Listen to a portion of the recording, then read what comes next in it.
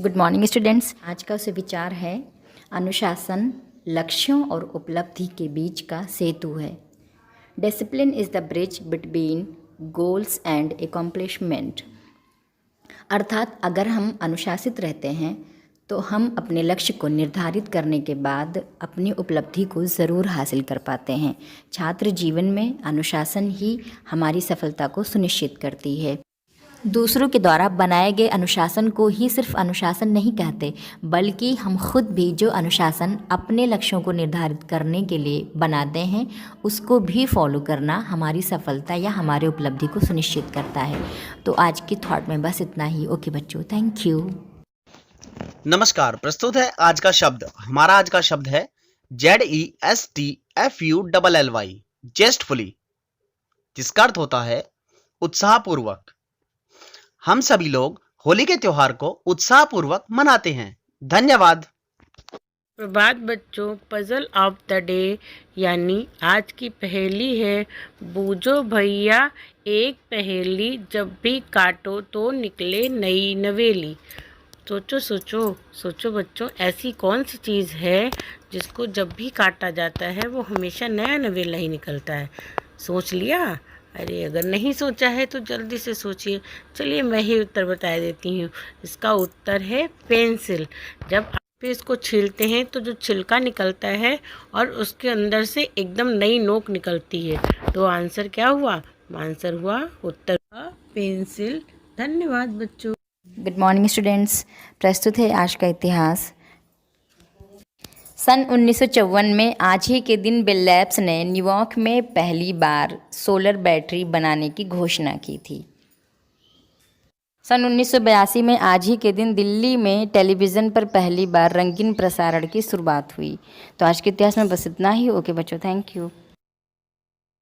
नमस्कार। Special of the day, विश्व malaria दिवस।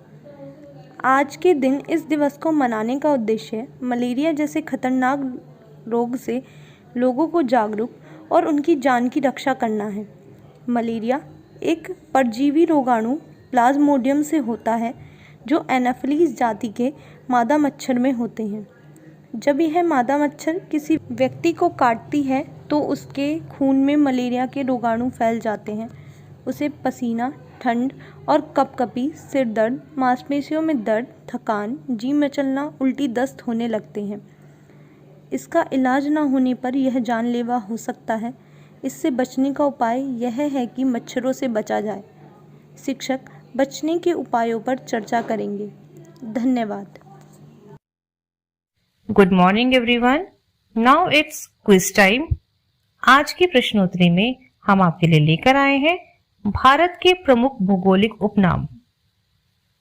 ब्लू माउंट्स किसे कहते हैं? नीलगिरी की पहाड़ियों को। काली नदी किस नदी का उपनाम है? शारदा नदी का।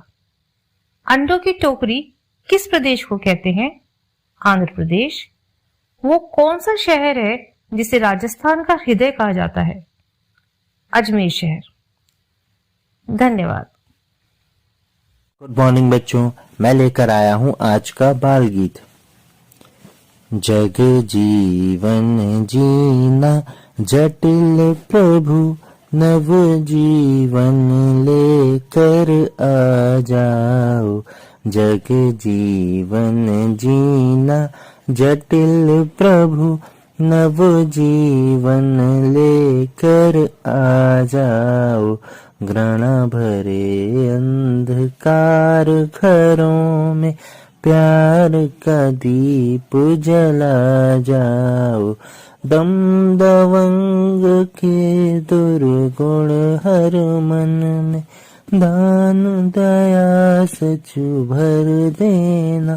मानवता उद्धार के खातिर हमको आगे कर देना।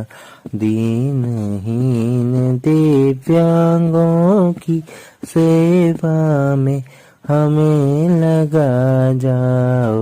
जग जीवन जीना जटिल प्रभु, नव जीवन लेकर आ जाओ। धन्यवाद। Good morning everyone. आज की कहानी है शेर और किशमिश। एक बार शेर शिकार की ताक में घूम रहा था। तभी दूर एक झोपड़ी से बच्चे के रोने की आवाज आई। शेर इधर उधर देखकर झोपड़ी में घुसने ही वाला था कि उसे औरत की आवाज आई, चुप हो जाओ, देखो लोमड़ी आ रही है। लेकिन बच्चे ने रोना बंद नहीं किया। माँ ने फिर कहा, वह देखो भालू आ गया, बंद करो रोना, नहीं तो भालू अंदर आ जाएगा। लेकिन बच्चे का रोना जारी रहा। खिड़की के नीचे बैठा शेर सोचने लगा कि कैसा बच्चा है जो भालू और लोमड़ी से भी नहीं डरा। उसे फिर जोर की भूख सताने लगी। शेर खड़ा हो गया। तभी माँ की आवाज आई, देखो शेर आ गया, शेर। वह रहा खिड़की के नीचे। लेकिन बच्चे का रोना फिर भी बंद नहीं हुआ। यह सुनकर शेर को बहुत ताज्जुब हुआ और बच्चे की बहादुरी से उसको डर लगने लगा। वह कैसे जान गई कि मैं खिड़की के पास हूँ? शेर ने सोचा। शेर को चिंता होने लगी। तभी माँ की फिर आवाज सुनाई दी, लो अब चुप रहो, यह देखो किशमिश। बच्चे ने फौरन रोना बंद कर दिया। बिल्कुल सन्नाटा छा गया। शेर ने सोचा, यह किशमिश कौन है? बहुत खूंखार होगा। अब तो शेर भी किशमिश के बारे में सोचकर डरने लगा। उसी समय कोई भारी चीज धम से उसकी पीठ पर गिरी। शेर अपनी जान बचाकर वहां से भाग गया। उसने सोचा कि उसकी पीठ पर किशमिश ही कूदा होगा। असल में उसकी पीठ पर एक चोर कूदा था जो उस घर में गाय भैंस चुराने आया था। अंधेरे में शेर को गाय समझकर वह छत पर से उसकी पीठ पर कूद गया था। चोर भी शेर का देखकर डर के मारे भाग गया। धन्यवाद। नमस्कार। आज मोटिवेट और सेल्फ का विषय है लिखना क्यों जरूरी है। आपने अक्सर सुना होगा कि लिखकर याद करोगे तो जल्दी याद हो जाएगा। हम अपने विद्यालय में बाला पेंटिंग्स करवाते हैं, बहुत सारी चीजें लिखकर टैग करते हैं, प्रेरक विचारों को दीवार पर लिखवाते हैं ताकि उनका प्रभाव ज्यादा पड़े। हम डायरी में इंपॉर्टेंट नोट्स लिखते हैं। आइए जानते हैं कि किस तरह सिर्फ कागज के एक टुकड़े पर अपने लक्ष्यों को लिख देने से उसकी उपलब्धि में एक बहुत बड़ा अंतर आ जाता है। जब हम चीजों को लिखते हैं तो दो स्तरों पर उसका प्रभाव पड़ता है। पहला बाहरी संग्रहण और दूसरी इनकोडिंग जो हमारे मस्तिष्क में होती है। किसी चीज को कागज पर लिखने से वो हमारी पहुंच में आ जाती है और उसकी समीक्षा करना आसान हो जाता है। अगर हम उसे किसी ऐसी जगह चिपका देते हैं जहां पर हमारी नजर बार बार पड़ती है तो वो हमें धीरे धीरे याद हो जाता है। अब हम बात करते हैं इनकोडिंग की। ये एक जैविक प्रक्रिया है जिसके द्वारा हमारा मस्तिष्क यह निर्णय लेता है कि हमारी दीर्घकालिक स्मृति में क्या रखना है और क्या छोड़ देना है।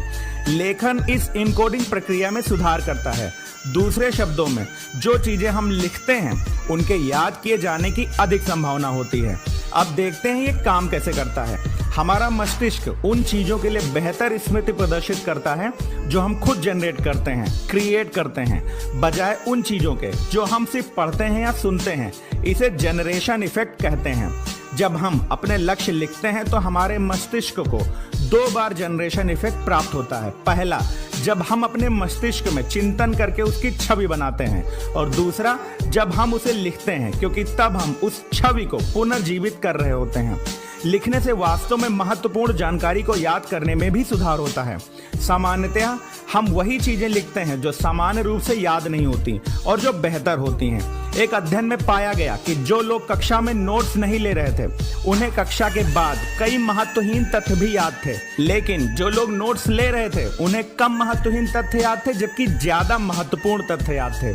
इस प्रकार लिखना न सिर्फ याद करने में मददगार होता है बल्कि यह वास्तव में महत्वपूर्ण सामग्री पर ध्यान केंद्रित करने में मदद करके हमारे दिमाग को अधिक कुशल बनाता है। धन्यवाद। आपका दिन शुभ हो।